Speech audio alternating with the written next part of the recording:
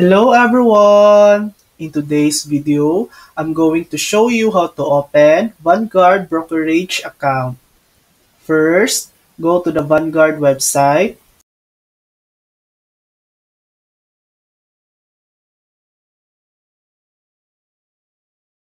Scroll down to learn about this account and its features.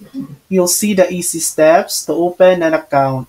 Make sure you have your bank account number, routing number, social security number, name, and address ready. Click Open an account in the top right corner of the site. If you're new to Vanguard, select Sign In and then click Open a new account to get started. Continue to the next page. When asked how you want to manage your account, select Invest on My Own. This will give you an overview of the next steps. Click Select an account, then choose your goal, purpose, and the relevant account type. You can open one account at a time. Once you finish entering all required information, your account will be created.